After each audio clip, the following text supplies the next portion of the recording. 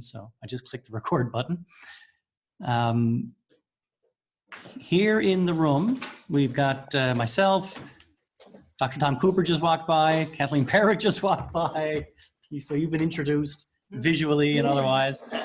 On the other side of the room is Brad Power, who's with us now working at MNL and has a role in all of our projects. On the phone or on the line, we've got Bird Cove, so I assume Mayor Myers perhaps, or Town Clerk, who's there. Sheila Fitzgerald from Roddington Bide Arm, Moose Capital of the World. Gary Hennessy from Grand Falls, Windsor. And there's 3 phone numbers. So if folks wouldn't mind using the chat feature or just emailing us or something to let us know you're one of those phone numbers, rather than everybody speaking all at once. Oh, here we go. Somebody's chatting. Yep, Mayor and Town Clerk from Bird Cove. Excellent. The group chat works fabulous. So the way this is going to work is I'm going to do a very brief introduction. It's going to constantly look like I'm looking to my left because of the way the laptop is arranged and there's a speaker. I keep looking at myself in the little image saying, why am I looking over there? So I'm going to get rid of that. I'm going to do a brief introduction. Then Dr. Perwick will do sort of an overview of what our program is, the Building Asset Management Program. I'm going to talk a little bit about the Big Data Project, although we've already had the kickoff video conference for that.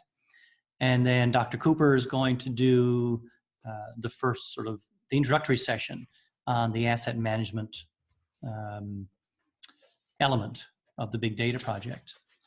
We're recording this. The presentation went out, so everybody involved in the project has the presentation. There's a bunch of documentation that came with it that Kathleen will talk a little bit about as well. But this recording will be available to everybody as well. So if any of your staff or any counselors want to see it and they missed it, they can request it at this point. Very soon we'll be able to post all these things on our website, and they'll be able to go look at it whenever they want. So a bit of background. Everybody who's on the line is already involved in a project that MNL calls Big Data, Big Ideas. That's a project that we're doing with the Harris Center, specifically with the Regional Analytics Lab, the RAN Lab. Many of you would have met Dr. Alvin Sims and Jamie Ward, who work there. That project is about giving municipalities access to large data sets and analysis that they wouldn't normally have access to.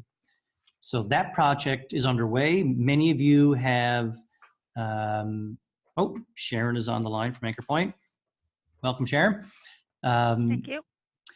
Many of you have sent in business lists. That was the first step in the process, so that the RAN Lab team can actually start mapping out physically where the businesses are in your community, but also the connections between those businesses with each other, within your region, with other regions, that sort of thing.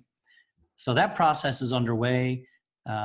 We haven't got all the business lists yet, but we're getting there. As soon as we have them, then we're going to be able to schedule the first of 3 meetings between the RAN Lab team and the regions involved. So there'll be an initial sort of Skype call or Zoom call like this with the group within each region individually. Then there will be a face-to-face meeting, in-person meeting with the RAN Lab team and your region. And then there's probably going to be another Skype or Zoom call before we do a final wrap-up meeting where everybody gets together. We talk about the data you were able to pull together, the analysis, what it means for your community, and what to do from here on out. Oh, Alice is here from the town of Conch as well. Excellent.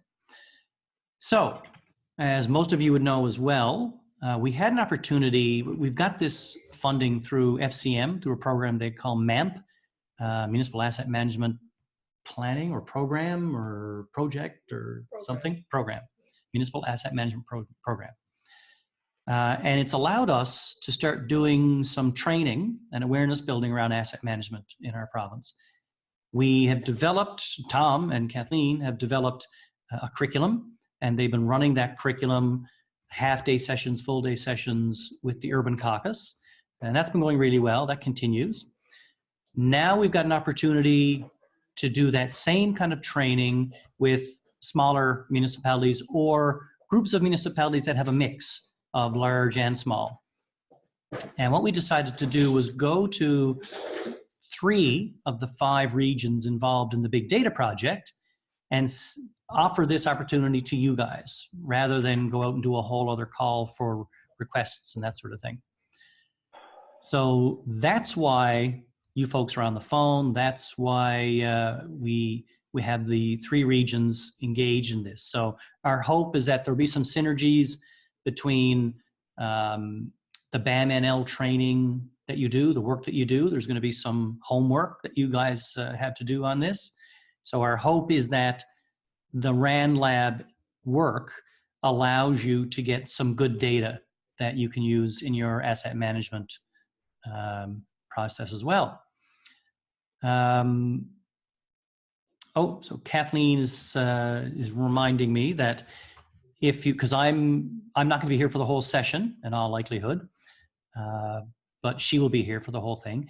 If you've got a question that doesn't get answered immediately in the chat function, you should send her a text, and I'll give you her cell number so you can jot it down if you want. Yep, if they're looking at the chat. Yeah. So it is in the chat. Her phone number is in the chat, but if you haven't checked in there, her number is 728-8393. 728-8393. All right.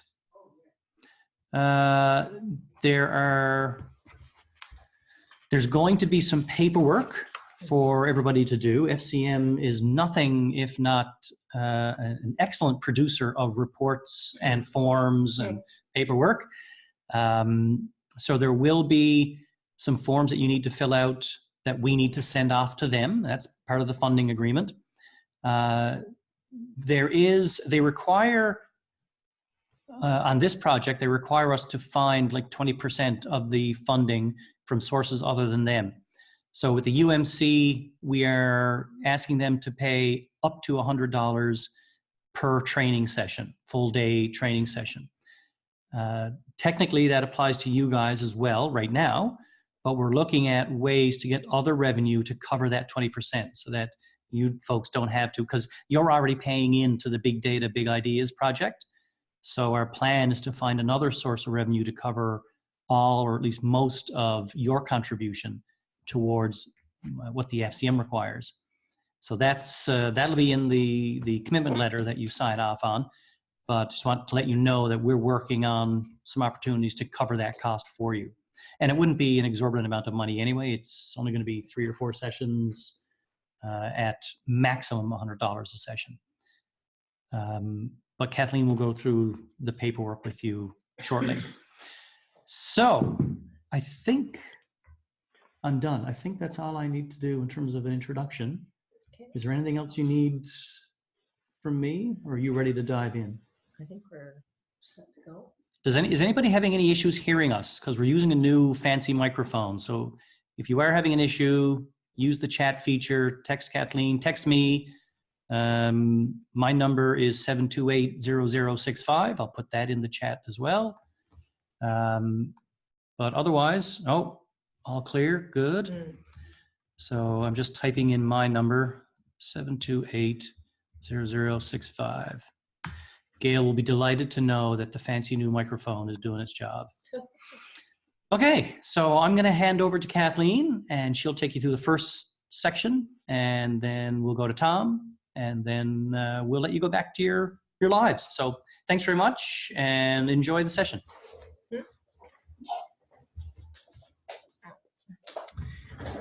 Alrighty, hi everyone. Now, organize things so I can see five items all at once. So off we go. as just referenced, the Municipal Asset Management Program is what's funding the asset management overlay to the Big Data, Big Ideas project. And you've no doubt seen this slide enough, because of course we've been doing all kinds of other MAMP-related activity, and the paying of the acknowledgements and dues to our funder, of course, goes along with that every time. What we're going to be actually doing today, we'll do a quick overview, if you will, of what round 2 is actually entailing for the BAM program, and we'll introduce the schedule of activities that we're proposing to undertake with you guys in particular, and I'll review, as Craig mentioned, the paperwork that we have associated with the program. So first things first, our team, if you will, the BAM-NL program has been running now for what? Oh golly, a couple of years, I guess. We've had a phase 1 where we were doing a lot of awareness and outreach activity. We're into round 2 now. The whole time it's been a tripartite partnership between ourselves and municipal administrators and the Newfoundland and Labrador Association of Fire Services. I'm just trying to get rid of that now. Yes. Oh, thank you. Excellent. Okay. Whoops. Let's hit one of the arrow buttons. One of the arrow buttons. No. Thank you. In addition then to the 3 municipal sector organizations, we have a number of other partners that have come on board the BAM program, chiefly amongst them, of course, Municipal Affairs and Environment. Will Lacey has been sitting on the oversight group for the BAM program from the very start. So there's been a lot of really good communication back and forth, and I'd say, you know, at this stage in the game, a fairly collegial relationship around things like the development of the provincial asset management toolkit, which has been certainly heartening, because you know, we all have been waiting for this tool for a very long time, and would like to see its rollout happen as closely as possible with members of the sector. Of course, we also have a close relationship with the university. Tom, sitting here in the room with me, has been a partner in the program from the start as well, sits on our steering group, and of course now is working on developing content for us for these training sessions.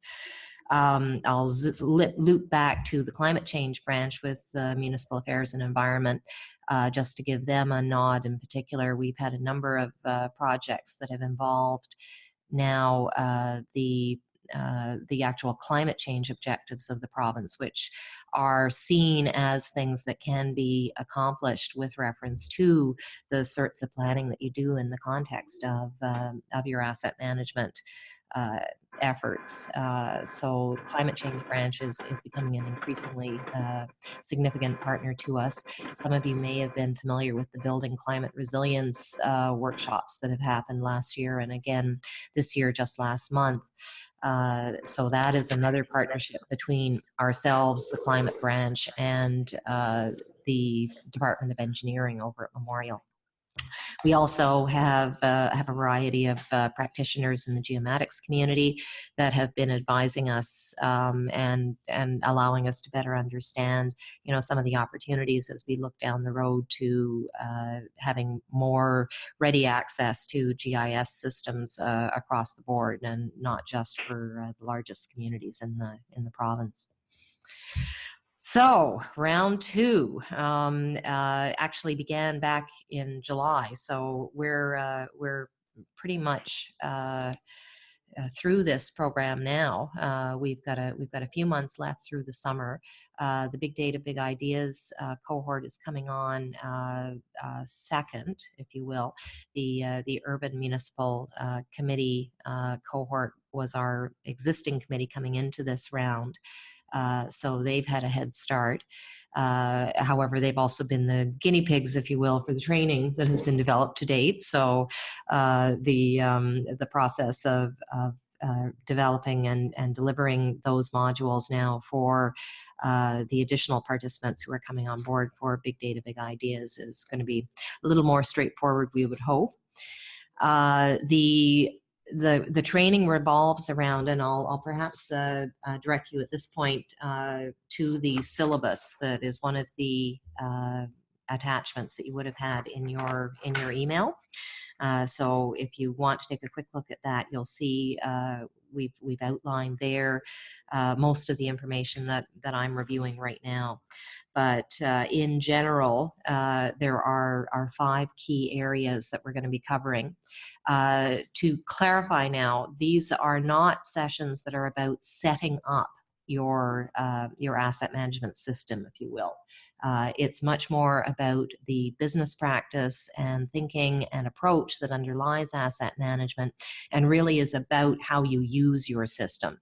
So we went to some pains in our second round of the MAMP program not to wind up in competition in many respects with some of the other service providers that are out there right now that are actually offering core asset management system setup activities. So some of you are familiar with AIMNet. They have a variety of workshops that have been very much geared that way.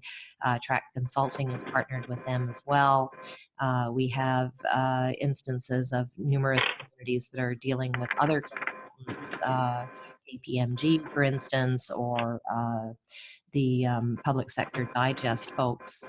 So, there are a variety of solutions, if you will, out there, and opportunities to get set up. So we can talk a little bit more about that perhaps in discussion, but just to be clear, the distinctions between ours and others. The idea is that we'll be doing a series of trainings. We are required as well to have check-in sessions between training sessions, which work out perfectly fine for us because, as you'll see, Tom has worked in a variety of bits and pieces of homework, if you will, for participants in the program that bear some debriefing and discussion, and we try to do that at least a couple of weeks out from the subsequent training session. So the schedule that we're proposing right now for the Big Data, Big Ideas crowd, of course, we've got our intro and orientation call happening right now, today. We propose to do 3 separate training sessions that would be face-to-face in your area for each one of the regional cohorts. So we'd be proposing to schedule a session with the crowd in the Grand Falls, Windsor area. We'd be proposing then to do a session with the crowd in Labrador, and we'd finally be proposing to do a session with the Northern Peninsula cohort. So we would actually physically be up in your area. Keep that in mind because we will be posing the question about when a good time in the time frame between now and say the end of July it will be to do that. We're aiming to have everybody in the Big Data, Big Ideas cohorts more or less caught up with the training that has been delivered to date on the UMC side, specifically so that you will be able to participate in the next training session that we have scheduled for the UMC, which is happening in the middle of August, as you can see from the list. We have a contingency date set aside in October, depending on what the nature of the material is that we feel still needs to be covered at that stage in the game, based on some of the feedback that we've had from the group to that point. And then finally, we're looking at a wrap-up session at in the convention week in St. John's. MNL's annual conference and AGM happens the 14th through the 16th of November. So the Tuesday leading into that week is the day that we're proposing to get everybody together who's been working on asset management and the Big Data, Big Ideas program more generally for a full day session here in town. So perhaps keep that one in mind. As I noted, we'll be scheduling check-in calls for between these training sessions. we're aiming to ensure that there's some sorts of communication within the cohort at least every 4 to 6 weeks, so that you can share your experience to date. And yeah, that's of course a big part of the orientation of this program. It's meant to be a peer learning activity.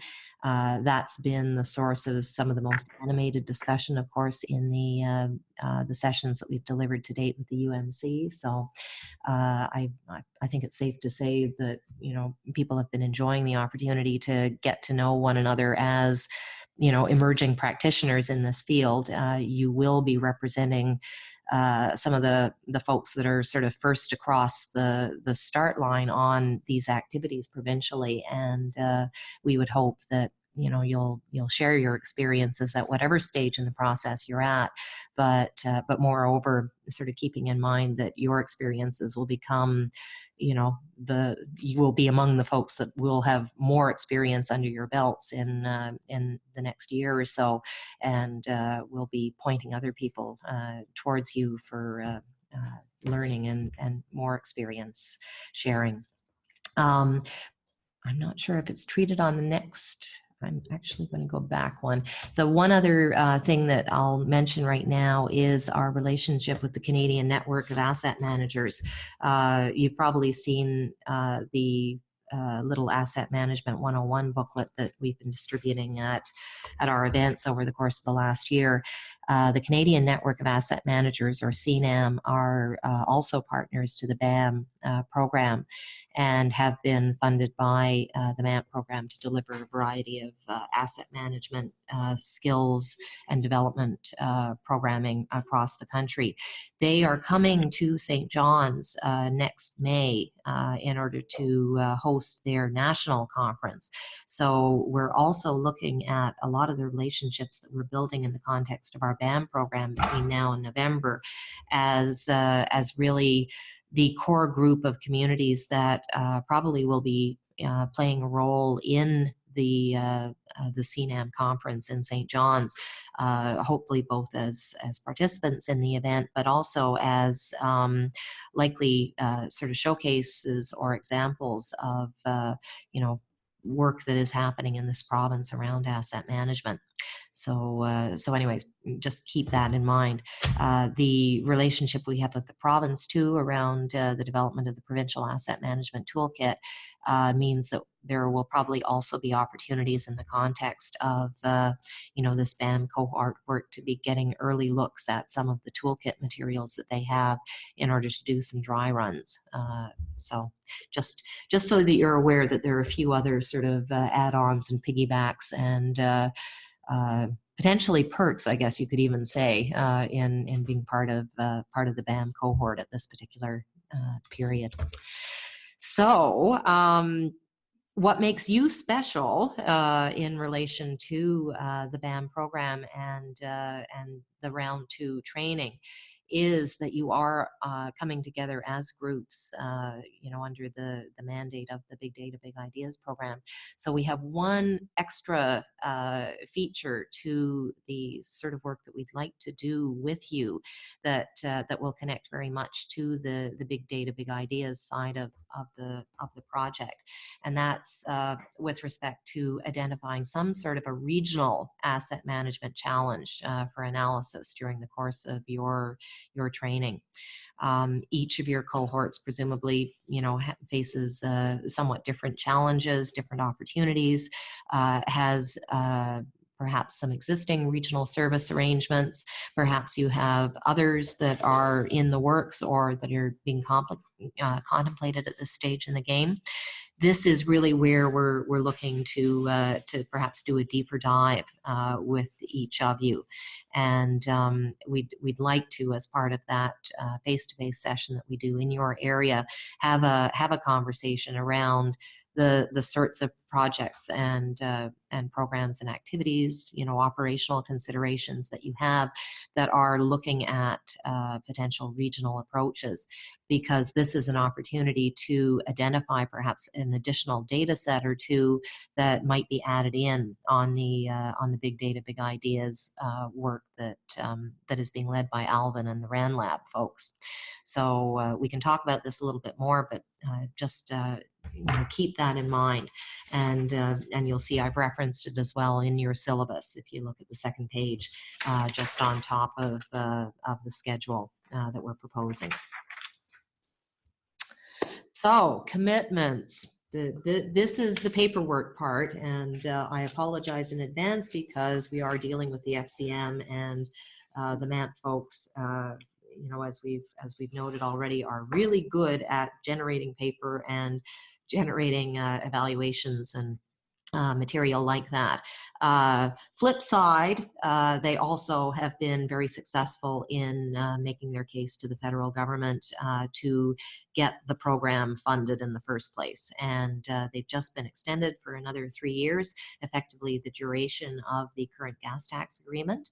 So case in point, they are running a very successful program, one that is going to be opening up opportunities again for direct funded work in municipalities. So some of the stuff that you've been seeing funded in areas like up in Gross Moor and all of the communities that have gotten together there to work on their asset management system setup.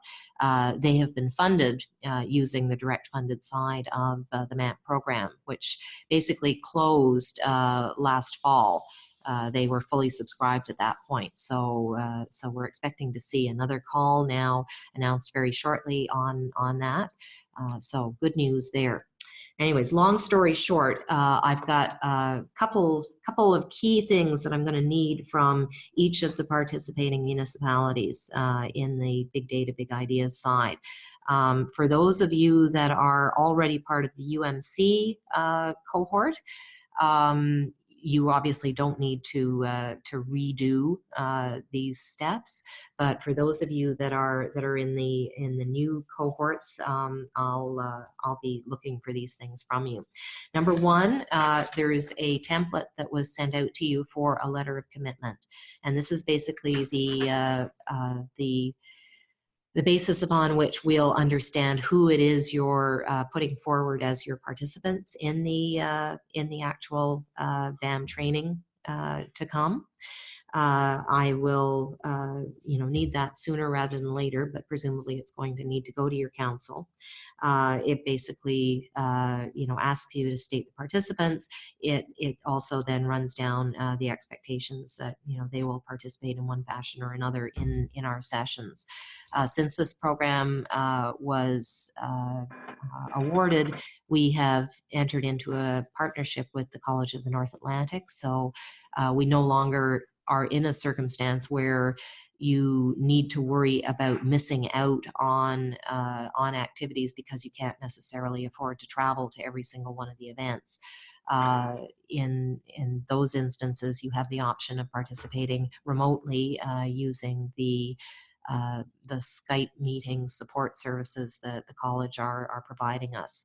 We'll also be conducting most of our meetings at the various campuses around the province. We are also going to be archiving tape, and that means that sessions like this will be available to view at a later time as well. So, combination of ways that you can ensure members of council, members of staff have an opportunity to avail of the training and the information that we're providing. You'll see in the letter of commitment, item 7 there's the reference. Craig made reference earlier to the sort of baseline requirement that we have to basically raise some of the funds to cover this round. It's an 80-20 funding arrangement that we have on round 2. So, but we've identified that there are some other potential funding sources. So we're working right now to do our best to ensure that the costs to be borne by participants in the BAM streams are as low as possible.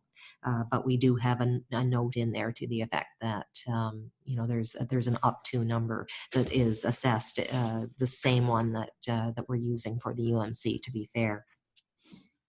Any questions on any of that?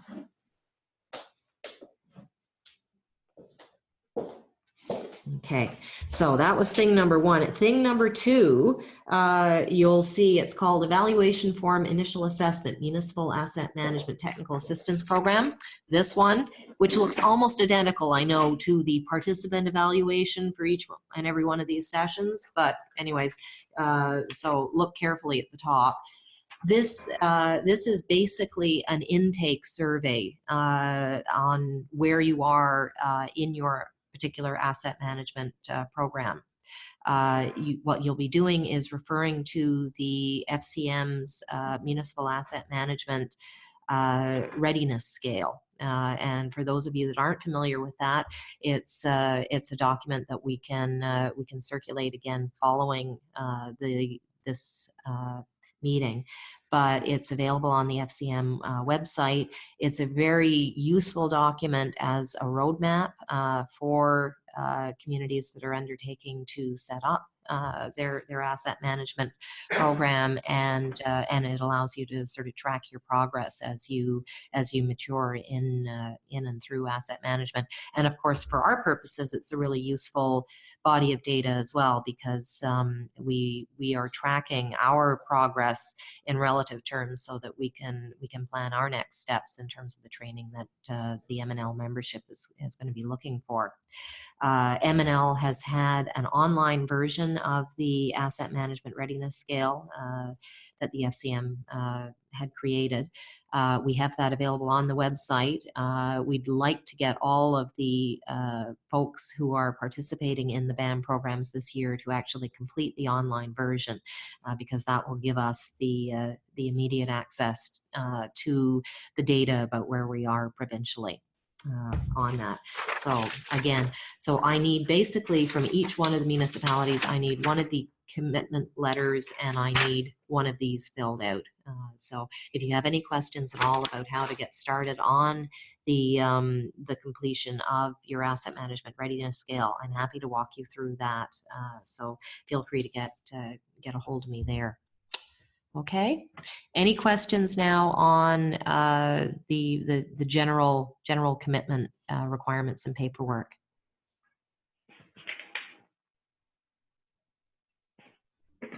People can send questions in via chat too if they want. Yeah. I've got them here on my phone, so okay. I can follow the questions. Oh, and I'm seeing there's a note here. Sheila, sorry, Yeah, I missed your. That's all answered. Oh, is it? Okay. Yeah. Well, should I maybe answer it for the benefit of everybody else, though? Oh, there's another question. Yeah. I'm just going to reprise the questions that have come in so far. Sheila, yes, this is a process that we're anticipating in terms of the actual training activities will be wrapping up in that session on November the 12th.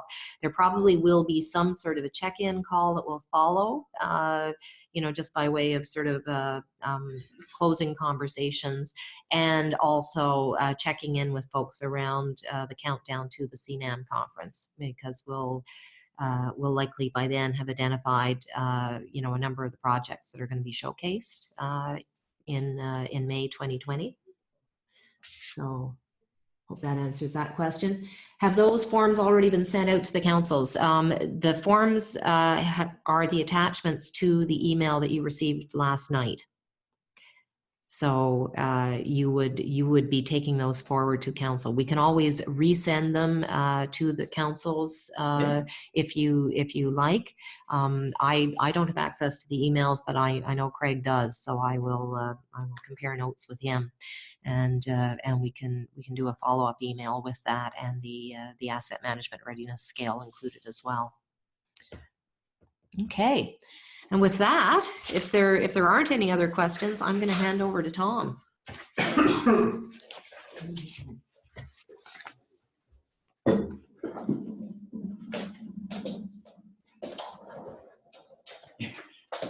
Everybody is daintily stepping over cords. Yes. Not to trip on them. Yeah, of course, the one place that we chose to locate ourselves is where all the cords are. All the cords are. Cord central. Yeah. Good morning, everyone. My name is Tom Cooper. My main job is I'm an associate professor of strategic management at the Faculty of Business Administration. I've spoken at a number of the MNL conferences, and I've been doing work with MNL, Craig, for how long? Oh, 30, 40 years, I guess. About a decade at least. Or this project feels like it's been a decade, right? It's been a month of when you came back to go to school at the business. Yeah. Actually, So about 12 years. This whole area of asset management is an area that MNL's had me looking at from a kind of a strategic management standpoint. And this is a session that we've developed, as Kathleen was indicating, in a number of ways, is to help municipalities, whether you're small, medium, or large, in terms of addressing what is going to be some very, very big issues over the next number of years, both in the short, medium, and long term. So when we do the face-to-face, it'll probably be a little bit more interactive. But as Kathleen indicated, very, very happy to ask any questions along the way, to answer any questions, etc. And so this session this morning, in our next 40 minutes or so, is just going to be more of an overview of a number of the big things that we'll be covering, get you starting to think. We'll have some check-ins along the way, and we'll be going forward from there. Sound like a plan? Awesome. Okay, so let's have the context. If you've been following the asset management world, which some of you may or may not, but you're probably living in it on a day-to-day as municipal leaders and administrators, is that we have a humongous municipal or infrastructure deficit in Canada, in Atlantic Canada, and Newfoundland and Labrador. Part of that is most of that is historical choices that were made in the 1960s and the 1970s around funding. But I read something from the University of Toronto, which basically indicated that almost, I think it was 60% of all the infrastructure in Canada at a municipal municipal level will have to be replaced and redone over the next 10 years. And a lot of that, once again, is just a question of when municipalities were growing with the baby booms, demographics, all those sort of things. And so when we look at, and this is slide 1, just for those, so Craig, are they actually seeing the screen as we talk there? Awesome. Yeah, so I just don't want to be saying what slide are we on. So, so on your screen, you'll see when we define municipal assets and infrastructure, we include buildings, structures, facilities, rolling stock, furnishings, development and purchase of land. There's been some interesting work that Kathleen has been tangentially involved in terms of. So yeah, so there's a wide range of how we look at municipal infrastructure and how we look at municipal assets as well. And next screen, there we go.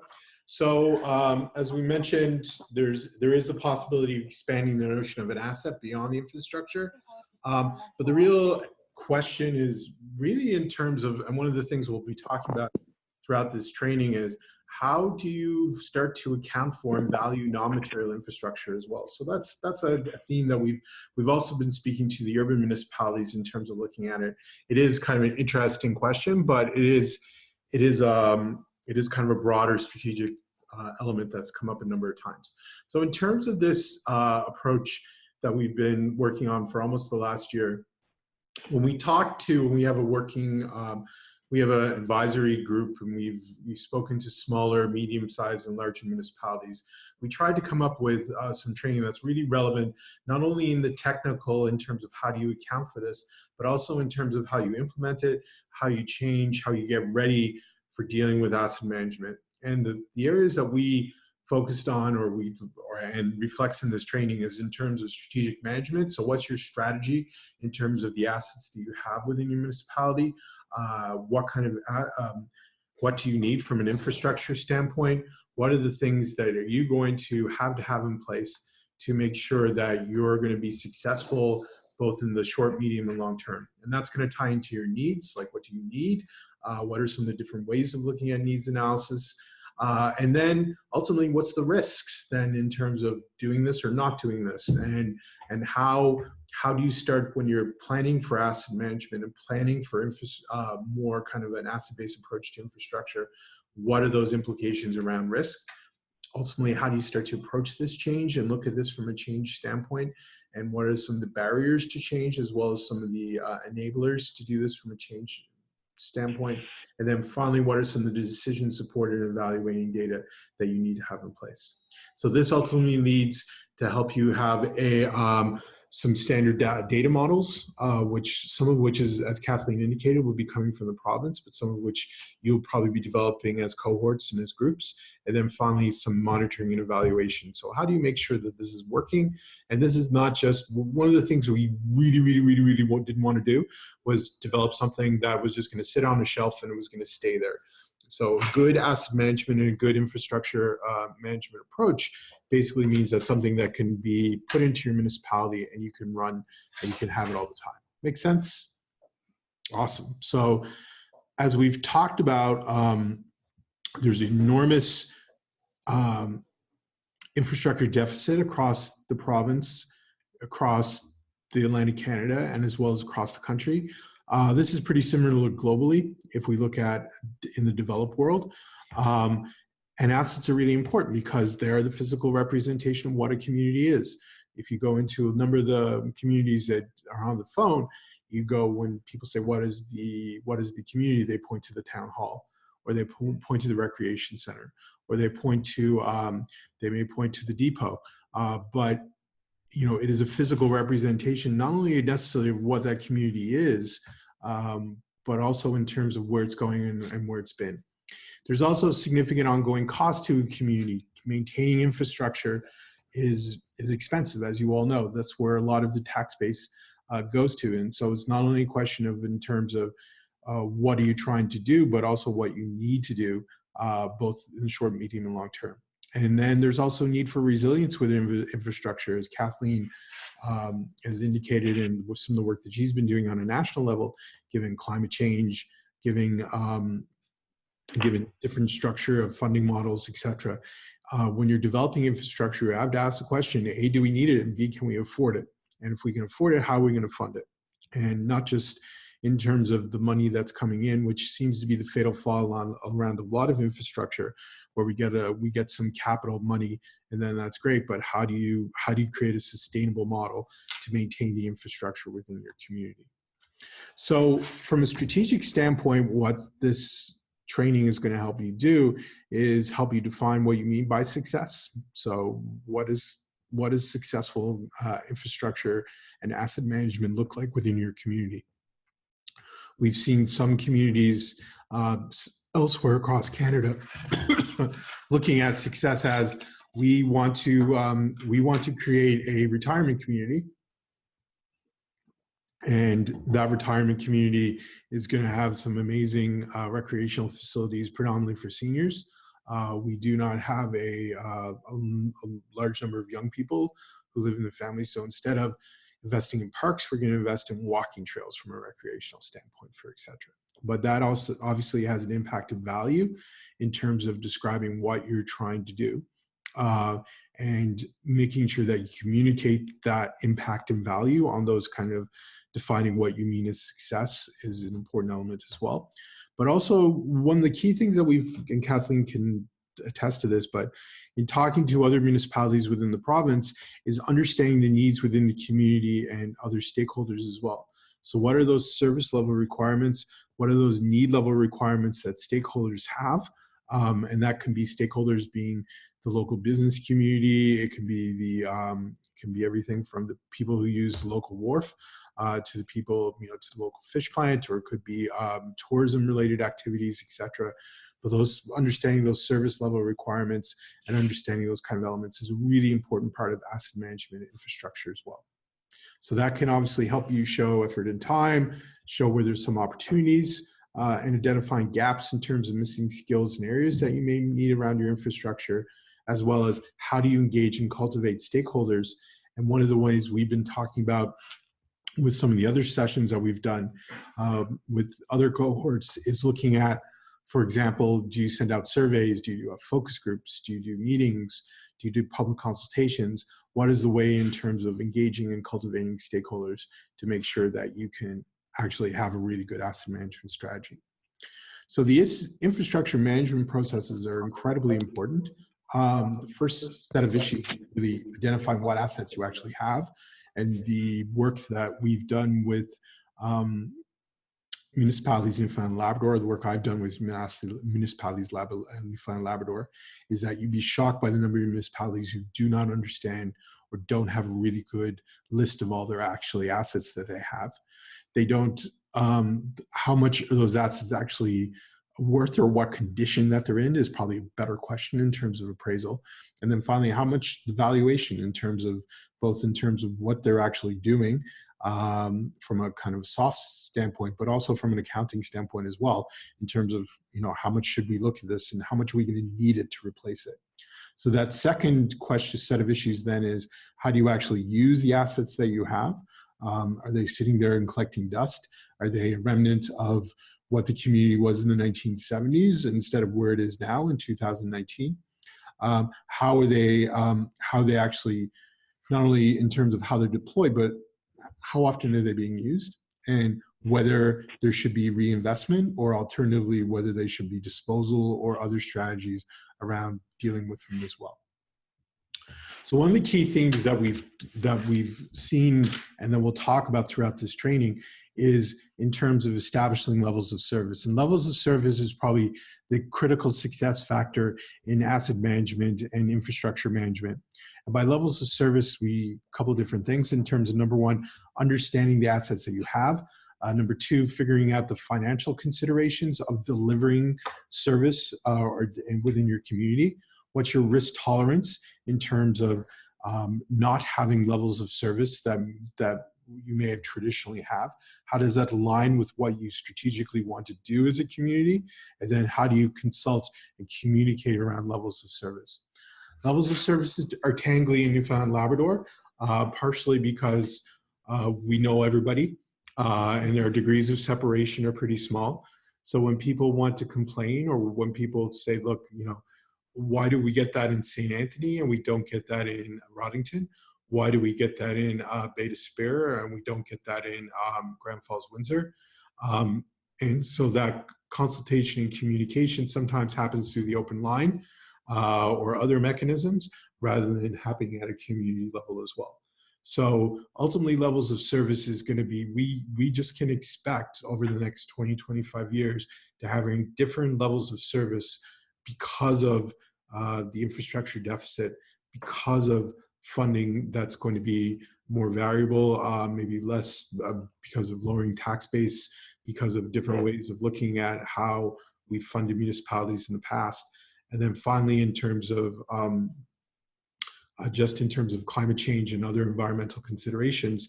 So how do you consult and communicate? That becomes a really important part of asset management. It's not just about saying, here's a spreadsheet, here's our assets, this is what they're worth, this is what they're not going to be worth, this is where we need to reinvest.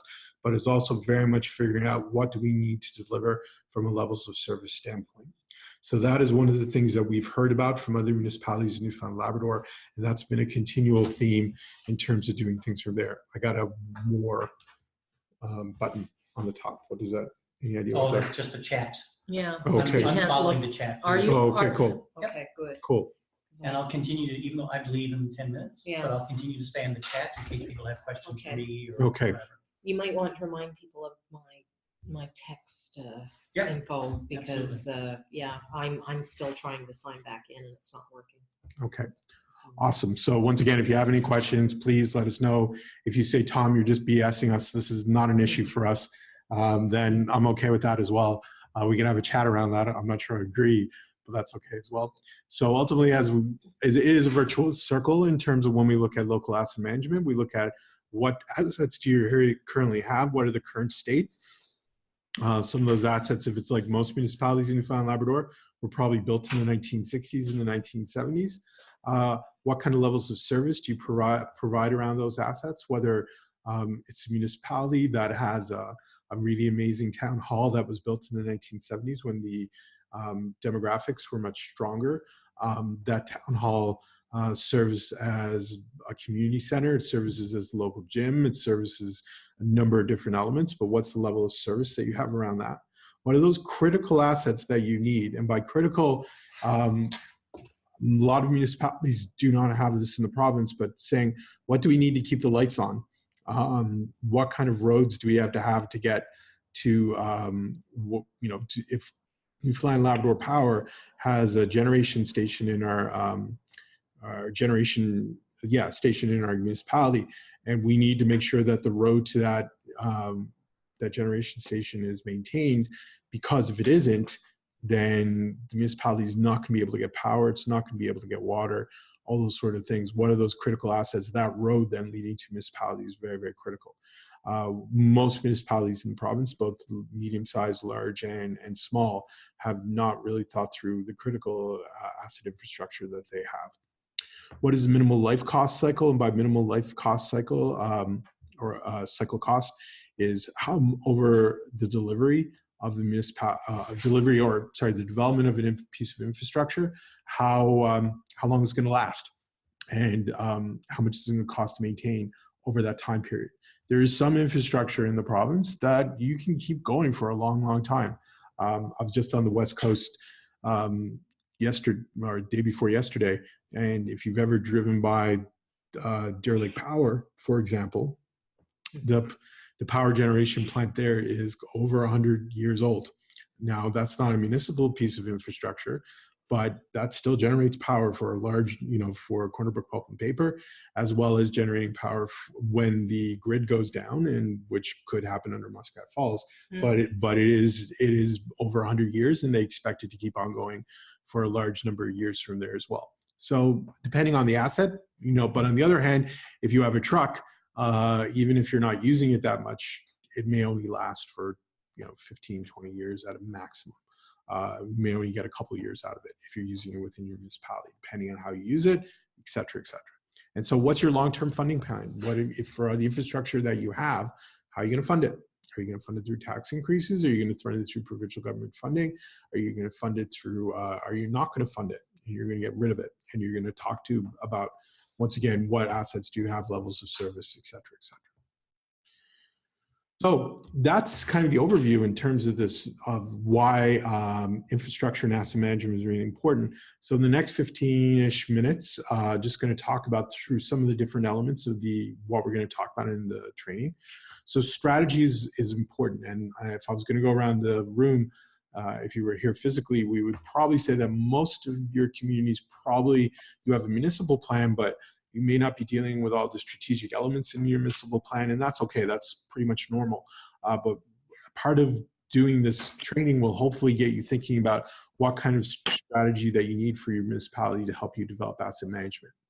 So you can look at a whole bunch of areas, whether it's non-infrastructure solutions, for example, what anticipated demand you're going to have, how do you deal with maintenance, how you deal with replacement activities, disposal, expansion, procurement, all those sort of things, once again, can be covered in a strategic approach to looking at asset management and infrastructure management.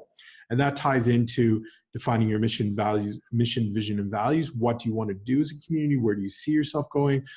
Where, both from a mayor and council, as well as from an administrative standpoint, what are the things you have to have in place? What are your goals, objectives, and strategies?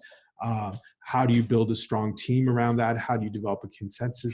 All those sort of things, once again, I think are really important in terms of addressing this not only at a kind of specific tactical, this is what our infrastructure is, this is how much we're going to need to fund it, but also in terms of what you want to do as a municipality. And that's going to tie into your organizational capacity, also in terms of the number of people that you have working for you within the municipality. Are you going to always rely on a volunteer base? And if you rely on a volunteer base, which, as we know in Newfoundland Labrador, and once again, this is across the country, across the world, that volunteer base is eroding, and that's for a number of socioeconomic reasons.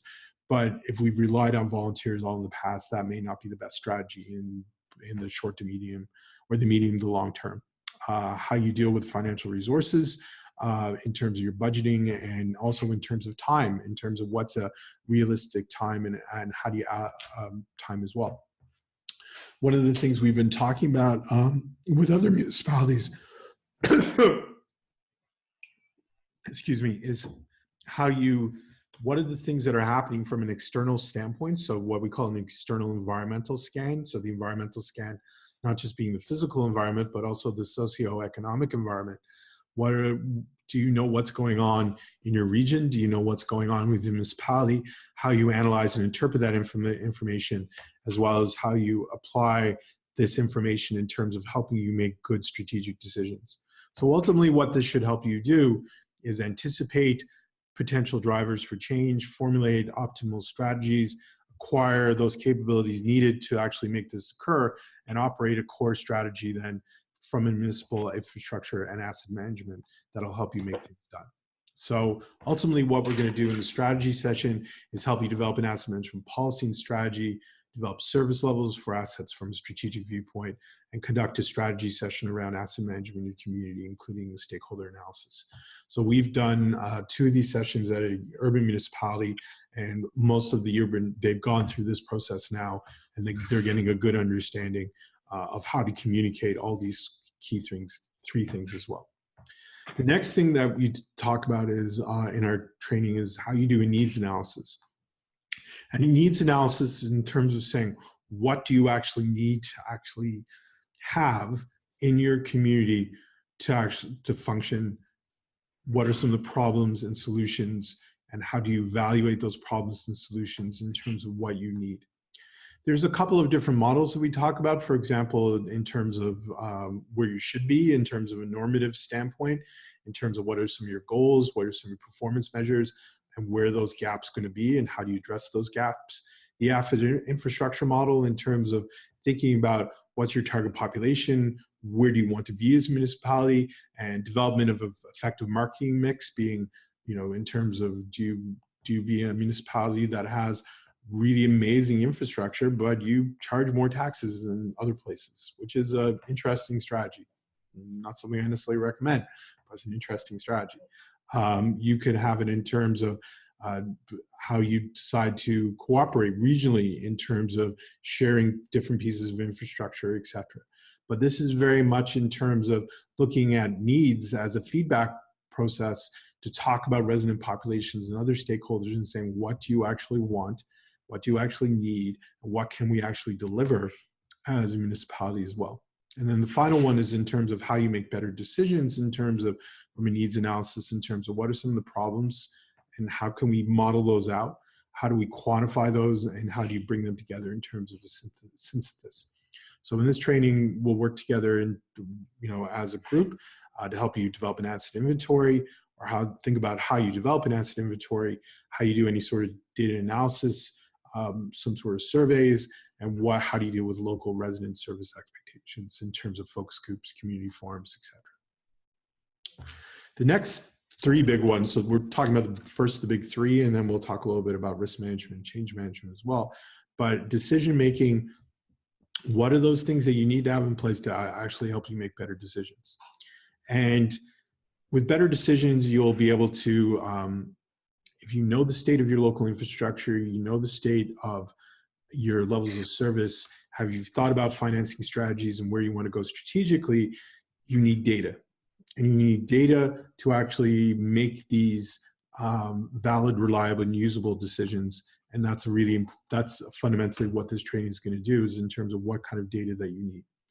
So what we want to try to do is do something, and this is something specific for Newfoundland Labrador, because we do have, with the big data, big ideas, there is lots of interesting data that the RAND Lab is bringing in together, but is also saying, what do you actually have in your community in terms of asset management policies and methodologies, and if they are there, and if they're not there, what kind of data that do you need to help you make specific decisions, support, and systems as well.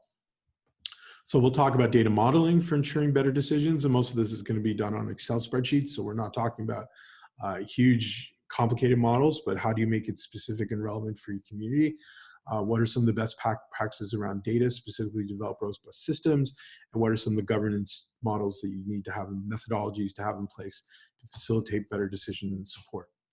So you will be able to learn, once again, how to do a little bit of data analysis and how you can use this information to confidently make asset management decisions. What are some of the objectives and limitations of data models, and how do you address data and management processes, et cetera. The final 2 sessions we're going to do, so those are going to be, we're going to do those first 3, and we're going to have elements of all 3 of those in terms of the face-to-face sessions. The 2 sessions we'll be going to be doing via conference call via this kind of mechanism around risk management and asset management. Risk management is and these are 2, risk management and change management. Risk management is an area where I've done a fair amount of work with MNL and other municipalities in terms of how you look at risk. But risk is important because it's not just about downside risk in terms of how do we avoid hazards or how do we avoid things that may be coming in the future that we want to try and avoid, but it's also about how do you take strategic risks as a community and as a municipality to actually address your strategy, to address service levels, to address infrastructure as well. So there's going to be risks in everything in terms of whether you make investments or whether you hire new employees or how you price new services or your infrastructure. But it's very much about how do you establish that culture around risk and think about risk, and how do you align performance measurement incentives, municipal objectives as well. It's interesting for the sessions that we've done already with the UMC, when you have counselors and the mayor in the room along with the staff, and in terms of how do you create that risk management lens to not only, once again, you're elected, when counselors are elected, they're elected to a lot of times make things, or to change or to keep things going or to maintain the status quo. And if you're an administrator and you're managing the municipality, well, there may be risks around all those 3 things. And so helping to establish that language and how you look at risk and how you start to address risk, I think is a really key benefit to helping translate between what it means to be a municipal administrator, whether you're a town clerk or a town manager or you're the manager of infrastructure within your community. And on the other side, if you're sitting in council and you're representing a whole bunch of residents that want to see things maintained the same way that they are, or alternatively want to have or probably at the same time want to have their taxes lowered. And so there's always kind of trade-offs and dilemmas around those. So we'll be talking about how you develop risk matrices for asset management. What are some of the risk registers you have in place? What are some of the tools to identify critical infrastructure? And then finally, how do you address risk in asset management plans and the link to municipal plans? The other element that we really wanted, and our feedback from our advisory group, was how do you actually make the change? And you've, as municipalities in Newfoundland and Labrador, you've probably been involved in a number of initiatives such as this in the past, where they say, hey, this is going to be the best thing ever. You need to do this because it's so important. You do it and you never hear about it again.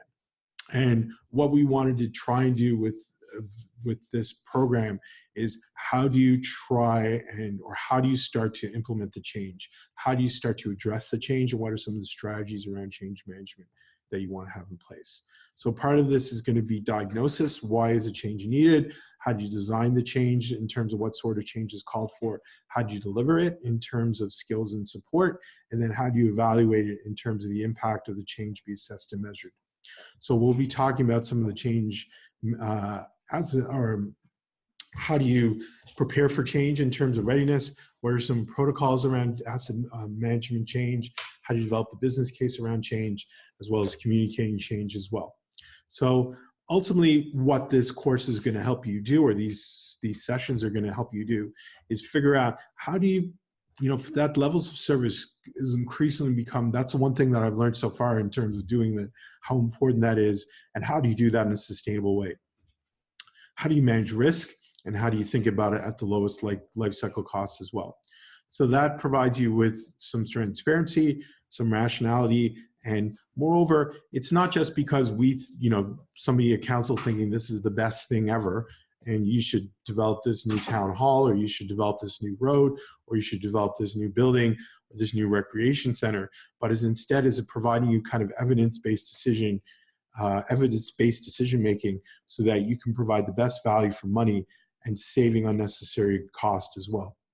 So ultimately what this helps you do in terms of those 7 key asset management questions, it helps you say, figure out what you have and where is it, what is it worth, what is its condition and expected remaining service life, what's the level of service expectation, what needs to be done, when do you need to do it, how much will it cost, and what is the acceptable levels of risk, and how do you ensure long-term affordability. And those are the kind of real key questions for you as municipal leaders and municipal managers that if you can go through those kind of 7 key questions and come out of this training session or these training sessions with those kind of answered, then you'll be you'll be 95% of your way through your asset management journey. And whether it's technical elements that have been that are going to be delivered by the province or your other consultants, et cetera. But strategically, what we wanted to help you do is address those kind of big questions. So it becomes something that's fundamentally part of your community and fundamentally part of the way that you do things from there. That's it for me. And once again, we got a couple minutes before we hit 10 o'clock. I know Kathleen has been diligently texting throughout the whole element of this. So I'm sure there's all kinds of questions as in, what the hell is Tom talking about? Or this scares the crap out of me, or this is really cool. I know you're not going to say that, but is there any things, Kathleen, you want to share with the rest of the group in terms of texts or the chats?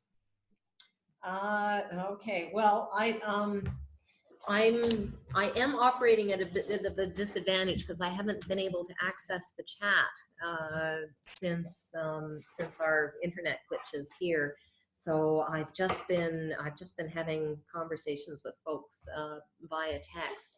I am getting a few questions where you're trying to basically connect the dots between the Big Data, Big Ideas program, in general, it being a data-driven program, one that's looking at particular economic development and functional region questions and considerations that you have for your region.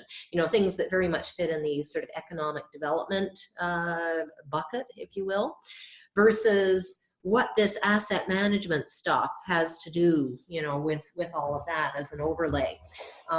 We were looking at this as a real opportunity, simply because the asset management piece, certainly in larger communities, it's fairly self-contained within your given municipal boundaries. Perhaps you have a variety of bits and pieces of infrastructure, water and sewer related, your roads, other investments that you've made to provide basic levels of service. In a lot of our smaller communities, and in the particular Big Data, Big Ideas context, you're looking at regional development types of questions. Basically, we've got a lot of the same sort of things that are happening. We're looking at opportunities to share infrastructure, share the burden perhaps of certain types of operations between communities that are adjacent to one another or within a catchment where shared services make sense. So really what we're doing is we're extending this conversation around the types of data that you might be using to make development related decisions into the space where we're speaking specifically to questions around municipal infrastructure. And asset management practice under the current gas tax agreement is a process that we're moving to across the board, where we're taking a lot of the stuff that the data that would have been in the head of the superintendent of public works in a given community or a collection of outside workers, and we're moving that into a space where it's readily available data that you can actually track and use as part of your decision making. So we're talking now about things that are going to inform the infrastructure investment decisions that council makes on an ongoing basis. And of course, it's not just new infrastructure we're talking about in those instances. We're talking about maintaining infrastructure as well.